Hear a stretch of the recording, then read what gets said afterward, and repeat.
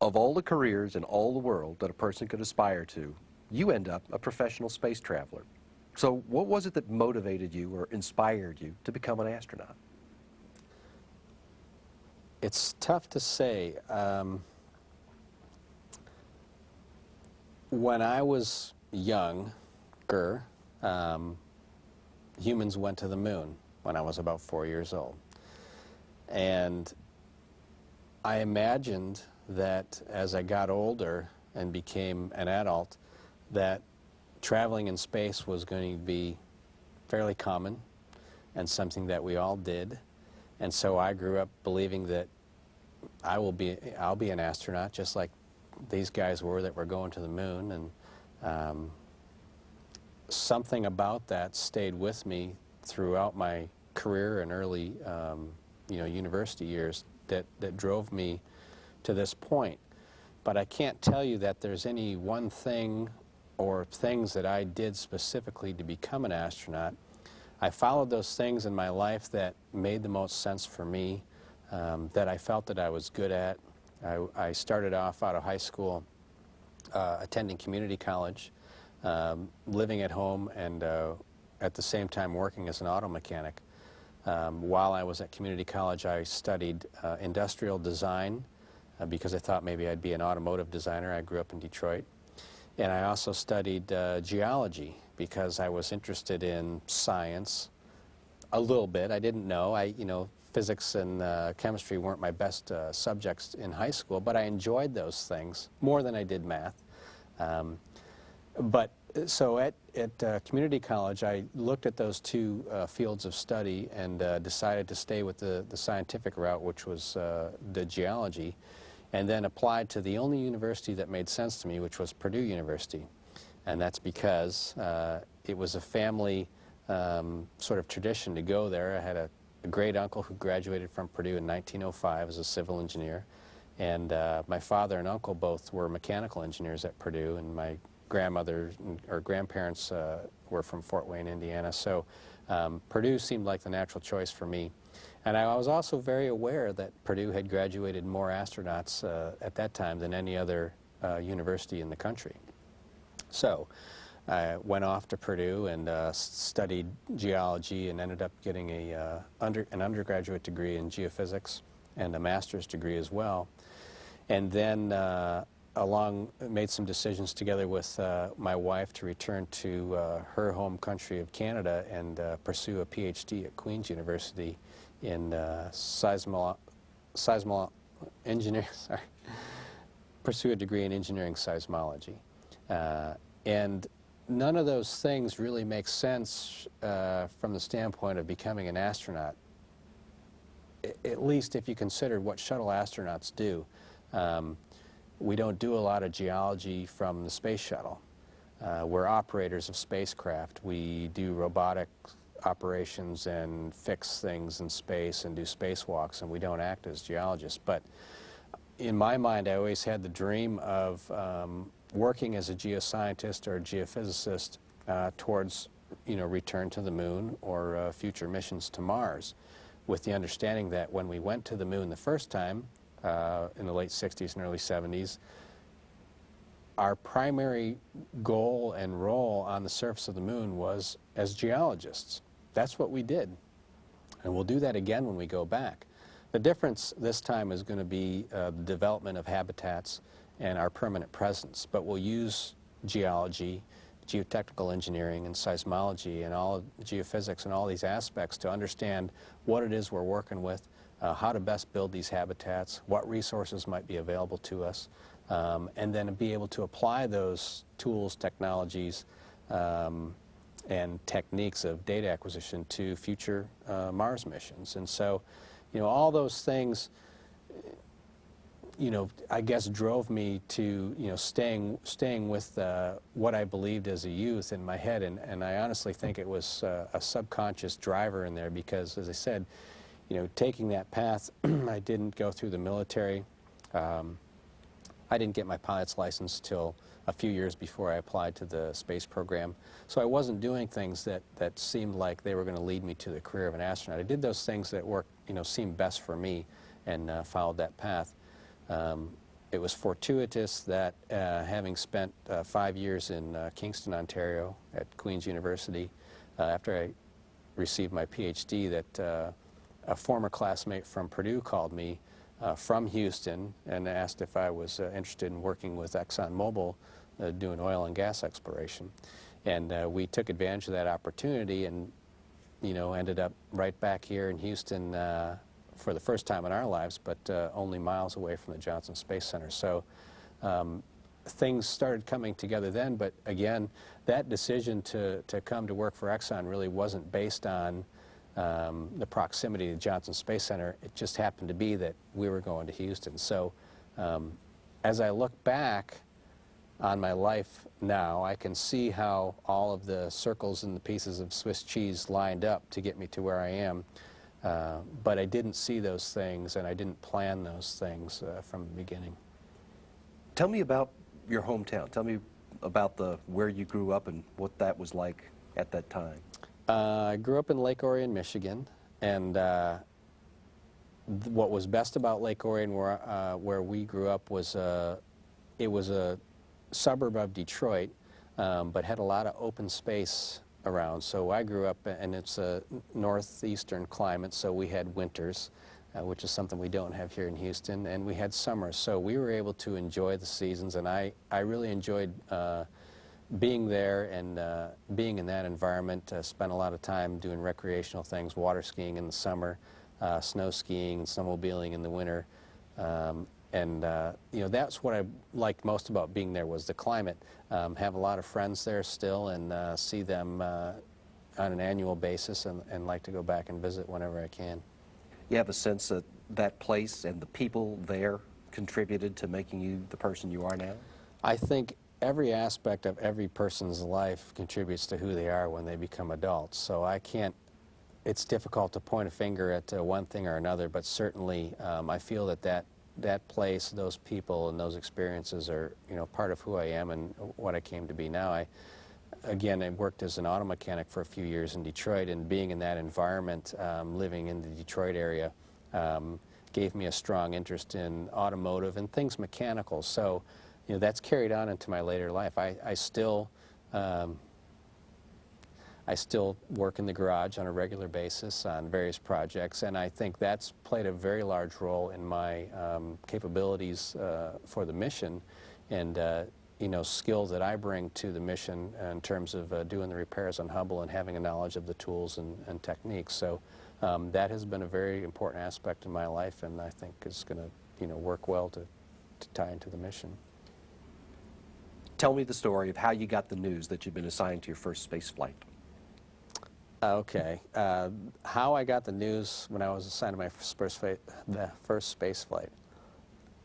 I was sitting in my car, had just come off of midnight shift on console supporting space station mission, and received a phone call on my cell phone, and it was the astronaut office chief, Steve Lindsay, and he said, "How'd you like to be on the Hubble mission?"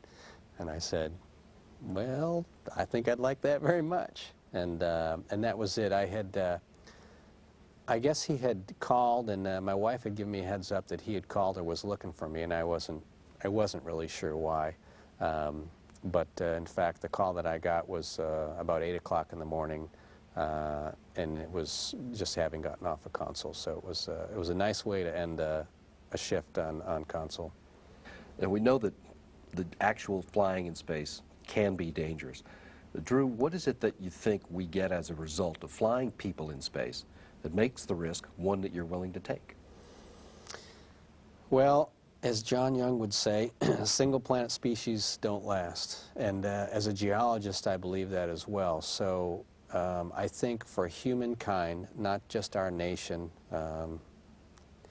it's important for us to continue the exploration that is so natural and innate to us. I mean, Hubble's reaching out there visually and scientifically for us to see what there is to see. But as humans, I think it's important for us to begin to understand how we can exist out there in that environment, what else there is to offer, that space has to offer us in terms of a place to live.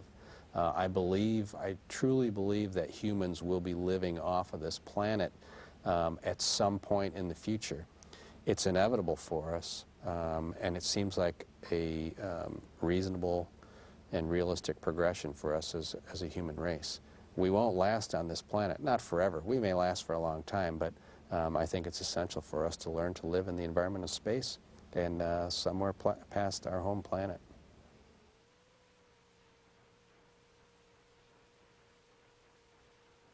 When was the first time you ever heard of the Hubble Space Telescope? The first time that I had ever heard of the Hubble Space Telescope, I think, was back in about 1990 when it was launching. As a student at Purdue University, we were aware of the things that were happening, you know, in the science community and with the space program. So I was aware of that it was launching at that time. Of course, everybody heard about Hubble after it initially was launched with the problems that it had with its optics. But so essentially from the start of its life in space. From your perspective, what has Hubble meant to the science of astronomy? That's difficult to say as a seismologist, but clearly, even for the general public, the images that we see of space almost primarily are made up of Hubble images. And for scientists as well, the different capabilities of the instrument provide different scientific data for the astronomers. So it's my understanding that it's been one of the most significant scientific instruments that astronomers have ever had to look out into the cosmos. You know, there are an awful lot of people who are involved in getting you and your crewmates ready to fly this mission, and not just here in Houston. Talk a little bit about the training and the support that you've received from the people behind the Hubble at the Goddard Space Flight Center and the Space Telescope Science Institute. Yeah, the training's been overwhelming, not in the sense of how difficult. I mean, it is difficult and challenging, but overwhelming in the amount of effort and manpower that's behind it. Our mission is a little bit different from the space station missions that we're flying with the other vehicles because Goddard Space Flight Center is involved. And really the telescope belongs to Goddard. And with that comes a whole training team to get us ready for these missions. And they've been involved with every mission that has ever been flown to Hubble by astronauts. And so, you know, when we come down to the neutral buoyancy lab for training, we bring an army of trainers with us and technical people. And those are the folks from Goddard Space Flight Center. And really, those are the people that are going to be providing the technical expertise during the mission for us on orbit, so in the event that we have questions or concerns or problems about the tasks we're doing, you know, those guys are going to be on the ground in the back rooms providing information and data for the flight control teams. You provide a lot of enthusiasm as well. We have a lot of fun with them, and they really do. You're right. And it's like getting to know a whole other community, both when they come to Johnson Space Center and when we go up to Goddard as a crew.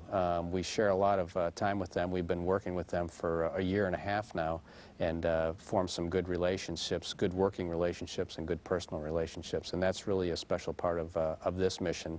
And you know, I'm certain that crews that are training for space station missions have similar bonds, but a lot of times those are people that they've already been working with here at the center, and we're afforded a whole new experience and you know, awareness of another center. It's been pretty amazing. Not surprising, the people who work on the project are excited about Hubble, but this telescope has become something of an icon outside of the science community. What is it about Hubble that has touched so many people? Well, it's fascinating, and even for myself as a non-astronomer, it's the images. You know, it's the fantasy world that's created with those images that we see of space. It's hard for me to imagine what's out there, and those images bring the realism of space to us, but it's also so majestic. You know, we see clouds and gases and colorized images of energy that, you know, a lot of times we can't even see with the naked human eye. But we see this data and this information, and it gets you, you know, makes you wonder about the infinity of space and, you know, how large and expansive the universe. I mean, infinite, right? So I think that's what's so special, is that, you know, otherwise most of us are driving around town commuting to work, and we rarely look higher than, you know, the next exit sign on the freeway, and Hubble allows us to look so much farther beyond that into the stuff that our dreams are made of, really. What's your favorite Hubble image? I don't have a favorite Hubble image because every image is so special. You know, there are a few that I use when I give presentations. Before I was assigned to the Hubble mission, I had Hubble images in presentations that I gave. One's the Eskimo, I think it's the Eskimo Nebula, one's the Ant Nebula. Images that have likenesses to objects or characters that we recognize here on our own planet. You know, those images are special. Of course, they're just, you know, parts of the cosmos that happen to have similarities to things that we recognize. But, you know, every image I find fascinating and interesting, and the closer you look at it, the more spectacular, you know, things are revealed. You're a mission specialist on this Hubble Space Telescope servicing mission. Summarize the goals of the mission and tell me what your main responsibilities are. Okay, to summarize the goals of the mission, you know, really, if we just consider the big picture goal of the mission is to make Hubble better than it's ever been. Give it its greatest capability, because this is intended to be the last servicing mission. So in a big picture sense, the goal is just get up there and fix it and make it better. So in order to do that, we're trying to give it the capability to last longer, and we're going to replace a few batteries that power the avionics and get charged by the solar rays. So we'll do that. That's one of our goals. We'll also provide some upgrades and repairs to the pointing and navigational or pointing and guidance system of the Hubble Space Telescope. So we're replacing a fine guidance sensor, which is a very large piano, baby grand piano size instrument, and also replacing the rate sensing units, 3 of them, which each have 2 gyroscopes in them. So in that sense, we're providing the capability for Hubble to remain in orbit and continue functioning. And then on the scientific side of that mission, of the mission, we are exchanging 2 scientific instruments, which is the wide field camera, and we're also installing the Cosmic Origins spectrograph, so 2 scientific instrument upgrades. And then we're making repairs to existing instruments. One is the STS, which is the Space Telescope Imaging spectrograph. Space Telescope Imaging Spectrograph, and the other is the Advanced Camera for Surveys, the ACS. And both of those instruments, those scientific instruments, had experienced some failures in the past, so we will be repairing those, and both of which are excellent instruments. They're not being upgraded in any way, but they're essentially being brought back to life. And they'll rely on the batteries and the pointing and guidance system upgrades that we're providing to the telescope to, you know, carry out their science for the remainder of Hubble's lifetime on orbit. Your job on this mission is to go outside and do the work. My job on the mission will be to work with John Grunsfeld for 3 EVAs, or 3 spacewalks. I'm very excited about that. You know, it's an amazing opportunity. It's something I've been thinking about for a long time, and feel very fortunate to be teamed up with John. He's got a lot of experience, not only as a space explorer, but also with Hubble. So as a crew member on the EVA team, I'm learning a lot from John each time we train and practice, and also he provides a lot of insight to the whole crew and the whole EVA team for the tasks that we're getting ready to perform. After the loss of Columbia, this final Hubble servicing mission was canceled because it was decided it was too risky for the crew. But that decision was reversed almost 2 years ago, and here you are. What was your feeling about the decision made not to fly to Hubble again, and then your feeling about the decision being changed? Well, the decision not to fly Hubble again was made pretty quickly, in my mind, pretty quickly after the Columbia disaster, and we lost the crew and the vehicle.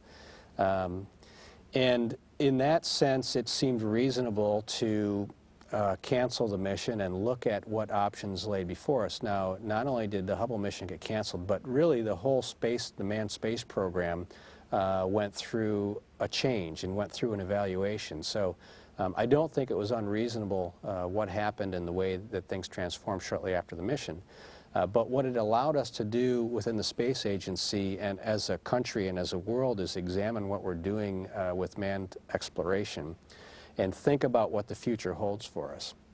So as a result of that and that analysis, of course, we've moved into this phase and this goal of returning to the moon and then eventually off to Mars. NASA and corporations around the world are involved in this new process of developing the crew exploration vehicle, and with the intent of getting us back to the moon. So, you know, that's something that's come of the assessment post-Columbia. And then also we've looked at what are our capabilities, what can we do to shuttle to allow it to finish out its initial goal, which was to, you know, help build the International Space Station and be that workhorse that we needed to get components up to space. And in that assessment, we've made some changes to the external tank. The foam, which was the primary problem or the cause of the accident with Columbia, the engineering community has done a fantastic job of really pulling those problems together, doing a thorough analysis and trying to understand that to reduce the risk. We have made it, you know, we will never say that it's a safe, flying in space and the rocket business isn't safe, but we've reduced the risk, and I think we've done a really good job on that. Flights that we've made since Columbia have shown that based on the data and analysis that we're now doing. The information that we have is much greater than what we ever had before Columbia. So I think we understand the problem better. That leads into the Hubble flight. All of this analysis and assessment and understanding of the data and the information that we gained from Columbia has allowed us to reconsider that flight and to understand that essentially we haven't, by flying Hubble, we're really not flying a riskier mission than a flight to space station. In fact, the crew survival or crew rescue scenarios are essentially identical. The difference with Hubble is that we have less of a window of opportunity for a vehicle to come and rescue us. But that doesn't change anything. There will be a vehicle on the pad when the Hubble mission launches. And what that means is there's a vehicle ready to launch to rescue us should we find some problems or issues with the vehicle that wouldn't allow us to return with it. That's no different than a space station mission, except that they have a longer wait time available to them on the space station. So a space station mission has more food. They have a place to hang out, but they're essentially in the same boat. At some point, the resources for that crew run out for who's ever remaining on the space station. So some of the crew members may come down on the Soyuz vehicles, but essentially if you don't launch another shuttle, you're in the same scenario that the Hubble crew would be in, is if another shuttle isn't launched in the appropriate amount of time, we will run out of resources to remain in orbit. So the mission and the rescue profiles are essentially the same. The difference is there's less time for a rescue mission to be initiated, and to compensate for that, we have a vehicle ready on the pad, prepared for launch, and it's the same scenario for us. We don't consider it riskier. But you touched on this, that since return to flight, one thing that has changed is that all the shuttle missions conduct a thorough inspection of the vehicle using an orbiter boom sensor system. Right. Tell me how that's accomplished and what it is that you're looking for when you do that inspection. The inspection that I'm not a part of directly is accomplished with, as you mentioned, the shuttle robotic arm and the boom, which lays in the same position as the robotic arm, but on the other side of the payload bay. And we use the robotic arm, the shuttle arm, to take the boom and move it around the orbiter, and it has cameras on the end and some sensors on the end of it that allow it to assess the condition of the full exterior surface of the vehicle. So we take a close look at the wing leading edges, the reinforced carbon-carbon wing leading edges, and all of the tile surfaces on the belly of the orbiter and along the sides. And what we're looking for is damage, any damage, structural damage that would have been caused by the ascent phase of the launch.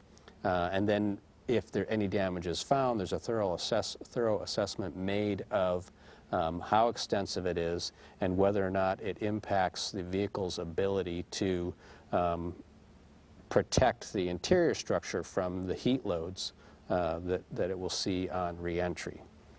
And that's really what we're after with the assessment. The inspection is done shortly after we arrive on orbit. It's the second day that we're on orbit.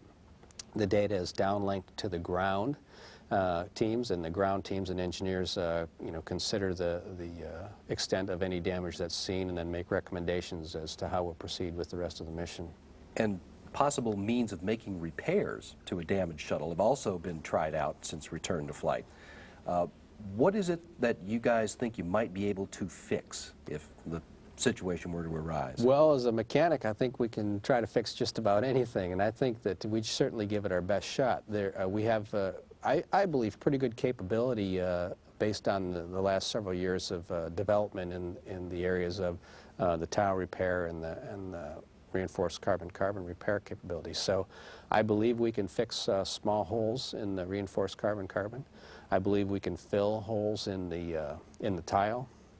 So, you know, these are the kinds of things that we're trying to prepare us for. Catastrophic damage, you know, like what we saw on Columbia or significantly larger, is probably not fixable, and that's why we have the vehicle on the pad prepared to come and get us in the event that Atlantis just won't be able to fly home. And because you can't go to the space station to wait for them, what is the options in terms of a rescue? How would the two vehicles come together? How would crews be rescued? Well, the vehicle would be launched as soon as the decision was made, and essentially we have capability to remain on orbit for about 25 days.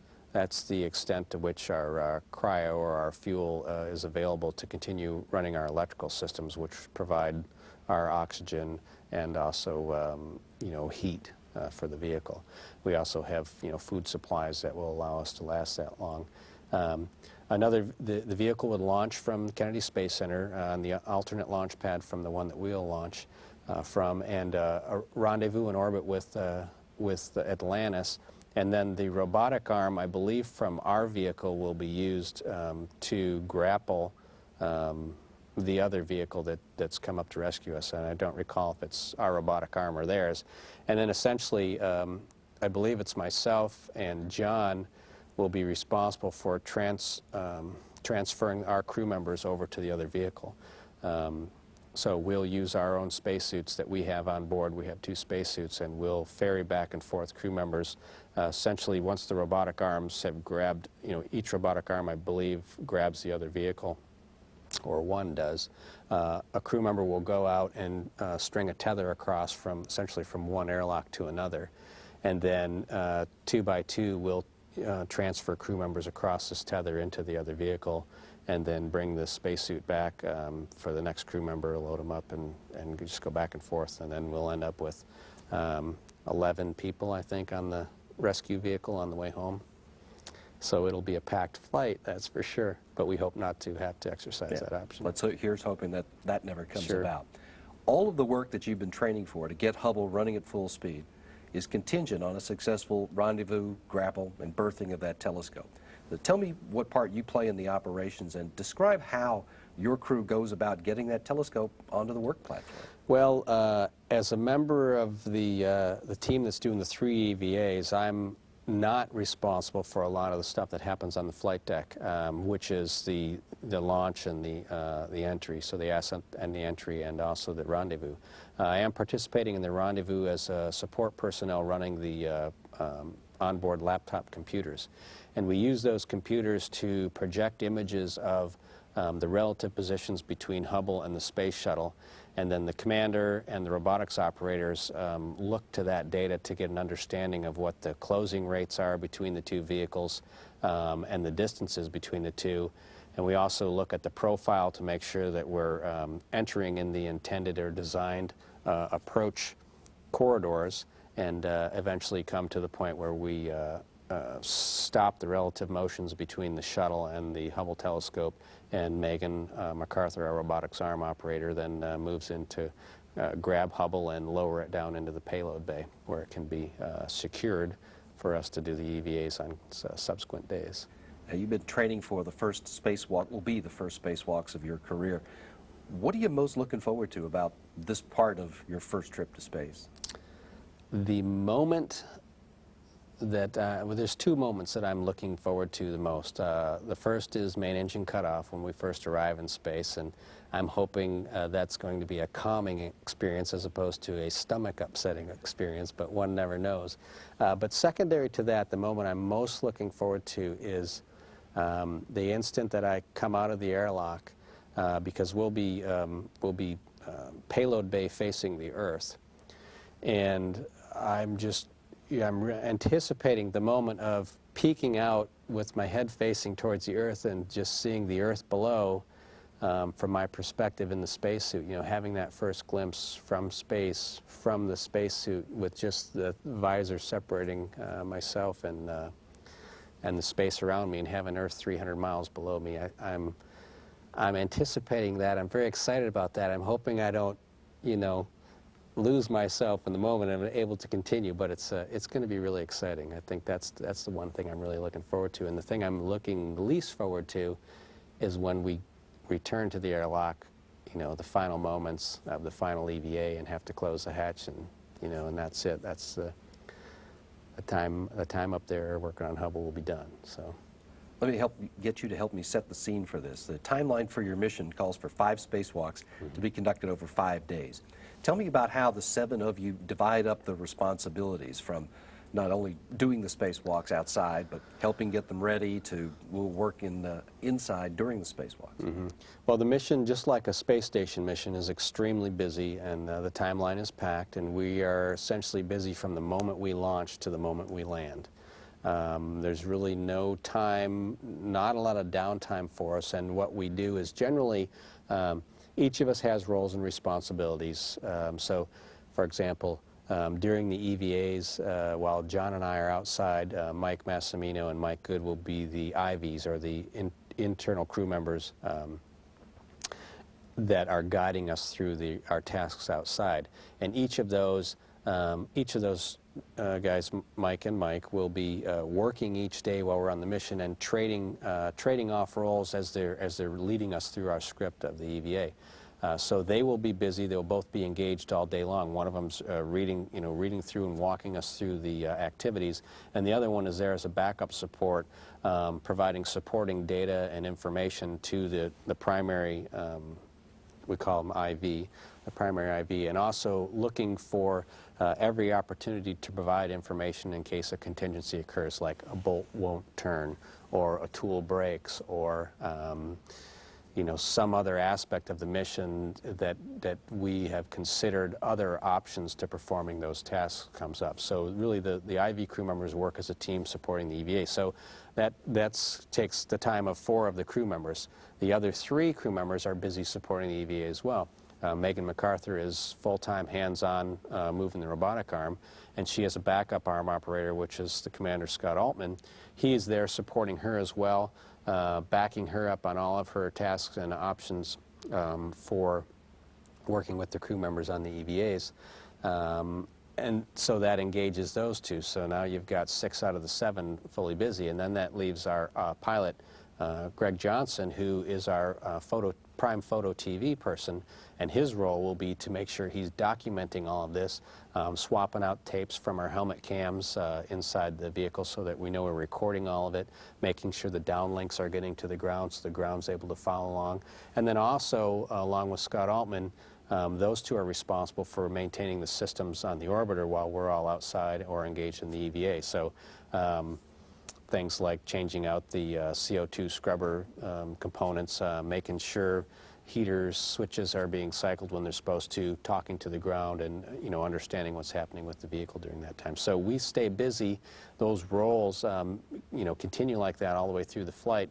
And that's just the EVA portions. Of course, early on, before we even rendezvous, we've got the inspections that happen early on. And as you mentioned, the prep for the EVA suits is pretty extensive as well. And we trade off roles, getting the suits ready and making sure they're all checked out for the next day's tasks, and having the tools set aside. So, you know, I'm talking fast and I'm telling you a lot of information, and that's because I'm giving you a brain dump of all the stuff that's just sitting in my head right now. And we haven't even, you know, finalized our training yet. So it's a lot of things happening, and we'll be busy. You know. As you train for this mission, and you're working with a guy that's done more spacewalks on Hubble than anybody else, what sort of tips has John Grunsfeld given you about working in that environment on that instrument? His primary tip is to don't break it, you know, and that's, it's funny, but it's true. You know, our main goal is to go in there and even in the event that something happens that we can't perform the tasks that we had intended to do, we don't want to make it worse. You know, we don't want to do anything that's going to leave it in a worse state. So our goal is to really to get in there, work like we've trained, know the tasks well, essentially know them from memory, while still relying on the IV crew member to lead us through those for the details, because we don't want to miss anything. But really his tips has been, you know, focus on what you're doing, keep your cool. If something's not working, let's talk about it. And, you know, I think we're all confident in each other's abilities to get the job done and really understand that each of us, you know, knows our role. And I think we all have, excuse me, high enough expectations of ourselves that we don't rely on the others, you know, leading us along or on their guidance. We rely on them to give us the tips that they've got from their experiences and what they know about spaceflight so that we're not surprised. And then each of us has high enough expectations of ourselves to do the job right that, you know, that's what we're going to do. Over the course of 5 spacewalks, you're going to be replacing stuff that can generally be divided into 2 categories. There's cameras, and then there's stuff that helps the telescope point where the scientists want it to point. And one of those items is the rate sensor units that are going to be installed that are in fact the top priority. Tell me about the hardware that your crew is going to install that's going to help Hubble point where the scientists want it to look. Well, the rate sensing units, there's 3 of them, and each rate sensing unit is associated with what we call a fixed head star tracker, or something that watches stars or tracks stars. And then internal to the rate sensing units are gyroscopes. So each of those rate sensing units attached to the fixed head star tracker, once it finds its stars, it helps understand, you know, what its position is in space. Its gyroscopes help to resolve what its relative motion is. Or in each of those, so there's 3 of them that are essentially orthogonal or perpendicular to each other in their axis, and that data is used, the position of the stars and what the gyroscopes are telling the guidance instrumentation about what the relative motion of the telescope is. That information is used to point Hubble at targets in space that scientists on the ground are asking it to you know, get information from it, or different regions in space. If one group of hardware is stuff that makes the telescope point, another group of hardware is cameras. There are new cameras you're installing, and there are cameras that you're repairing. In fact, the job of repairing the advanced camera for surveys is spread over a couple of EVAs. What are you going to do to fix it, and what's that going to let this ACS do? ACS had experienced a short in its system, or a power spike, and that burned out many of the components for the main power supply for ACS. So what we're doing to ACS is removing some actual cards, like computer cards right out of your home computer, and installing a primary electronics box that sort of combines multiple cards into one box. The task is challenging because of the access to the ACS work area. And in fact, John and I are performing that task not wholly, but partly because we're a little bit shorter than Mike Massimino and Mike Good, and have a little easier time fitting into the confined space that is available for repairing ACS. So there are 4 cards that we're removing from ACS. Once we get past a few other primary aspects, and I'll start with the cards first, we get to the main meat of the repair, which is pulling these cards out. Now, when we perform this work on ACS, it will be the first time in the history of manned spaceflight that an actual computer card or computer board, like the motherboard of your computer, has been removed from a component on a satellite or a space object or anything in space that man is interacting with. The next time that happens will be the next day on the STS repair, which is being performed by Mike Massimino and Mike Good. But it's the same type of repair. It's where we're going to go in,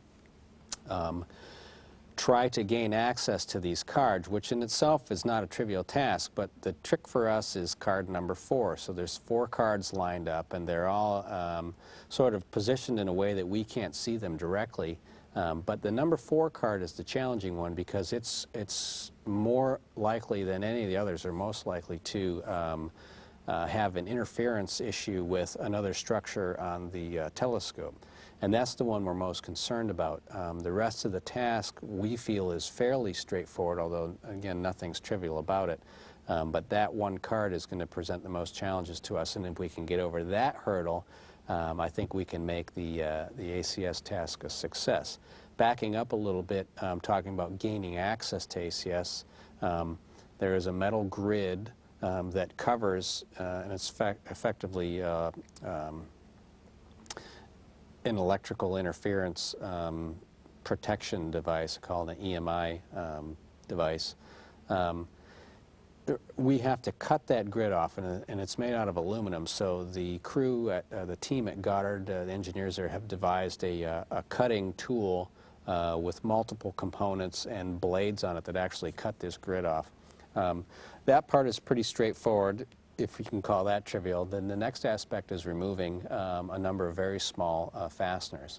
And those in the pool recently, with some of our training at the NBL, have proven to be challenging with some of the tools we have. So right now, for the task itself, I think the most challenging aspects are removing those screws that cover the access panel to these 4 cards, and then removing that number 4 card once we get in there to do the work. After that, the task is fairly straightforward. We have a single box that we put in its place, drive a few bolts, hook up a few connectors, and then I think we're good to go.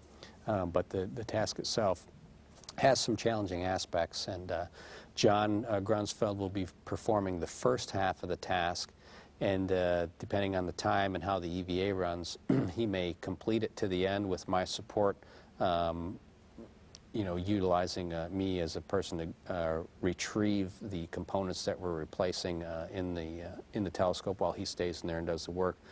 Or if he stays on the nominal timeline that we have for that day, he'll essentially finish half of the task, and then my role on the last day, the 5th EVA, will be to go in and do part 2 of that task, which is remove the remaining boards that are still in the instrument and put in the replacement box and go from there. So it's proven to be challenging. We've had a very short time to develop it. In fact, ACS failed after we were assigned as a crew, November before last. And so I believe it's been about a year, maybe a little more than a year since ACS has failed. So it was added on to the mission after we were assigned as a crew, and after they thought they already had all the components and aspects of the mission defined. So it's been a fairly short lead time to get ready for this particular aspect of the mission.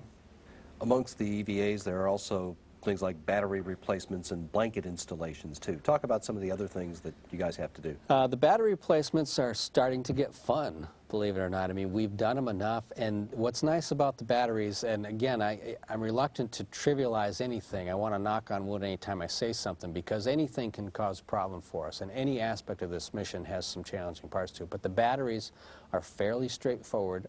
We know the task well, we understand it well, we have great access to the areas for replacing the batteries. And the task, the battery removal and replacement task, is it's well compartmentalized. You know, we've kind of got it nice and packaged. We kind of know how long it takes. It's not a long task. Some of our tasks, the STS task, is 4 or 5 hours long. So that's, you know, one task that you're working on just to get through that one aspect. Whereas the batteries, you know, we can knock them out in about an hour and a half, just a little under 2 hours, and that feels good when you know that you've performed a larger task, a more complex task, and then you can go off and get the batteries, and you kind of breathe a little sigh of relief and think that you're coming down the back side of the slope now, and the hard part is done. So again, I don't want to jinx myself and say, hey, batteries are easy, but we feel good about batteries, and they're fairly straightforward, so we understand them, and that helps to focus on some of the other parts of the mission that aren't as straightforward. After 5 EVAs, it comes time to put Hubble back to work. Describe the plans for possibly a reboost, and then for releasing the telescope back in a stable configuration? Well, again, for me as MS5 and a member of the EVA team doing 3 EVAs, I'm not as involved in that aspect of the mission as some of the other crew members are, but essentially the plan is button it all up, make sure we've plugged everything back in, and then use the robotic arm to lift it out of the cradle that it's sitting in the FSS, or flight support structure, in the back of the payload bay, lift it up and away, release the robotic arm from Hubble, and then fly the orbiter away from Hubble and leave it in a very stable state. And you guys will be the last people, very likely, ever to lay eyes on Hubble as you do that. Any thoughts about that, what that's going to be Well, like? I was wondering if I could put a sticker on it or something, you know, that says Drew is here, but I'm sure just being there, you know, I'll hopefully not leave any permanent marks. But, you know, Hubble, it's an amazing instrument, and I just look forward to seeing what it reveals for us as humans, you know, once we leave it with its best capabilities that it's ever had. I can't imagine how it can be better than it is right now, but apparently we're going to make it better, and I'm sure the scientists will have just so many more amazing things to show us about the universe that we can't even imagine right now. So that's what I'm looking forward to. And the term Hubble huggers, you know, is thrown around a lot, and it applies to a lot of astronomers and some astronauts, and I think it slowly starts to apply to each of us as we become, you know, more and more involved in this mission, and you know, understand more about its capabilities and what we're going to do for it. After you leave, there's still some time and some work for the ground control teams to get it back working full-time and at full strength, right? I believe so, but again, I don't fully understand all the processes that will be involved for them. We can only keep our fingers crossed and hope that everything we did is going to perform as they had planned, and you know, the best we can do is just make sure we don't break anything on installation, and try to provide them the best support that we can as spacewalkers and space repairers to get the components in the way that they had planned them. It might not all work, you know, but what can you do? You know, we're going to go up there and give it our best shot. Sending a crew of human beings out to get a robotic telescope in shape to continue its mission. I guess the two aspects, the two sides of exploration have to work together. What are your thoughts about the future of space exploration and how humans and their machines are going to have to work together to do that? Well, it's working with the robotics community and computer interfaces is critical to everything we do. It always has been. And to say that there's a division of opportunities and responsibilities for, you know, human missions and robotic missions, I don't think is very realistic. We can send robotics to do robotic missions, like we've got the Spirit and Opportunity up on Mars, and we can send humans to do human missions. But the real payoff and the real advantage is to combine those two aspects into single missions and single objectives in the future. We will not be able to have, you know, strong return and high productivity on the moon when we go back there if we do not have robotic assistance with us. And, you know, that includes basic things like computer support for environmental control in habitats, to things like rovers and, you know, portable habitats to take us around the surface and explore and retrieve data from the moon's surface. So it's inevitable, and I think it's a real requirement for us to really strive to work together with robotics and computer interface components.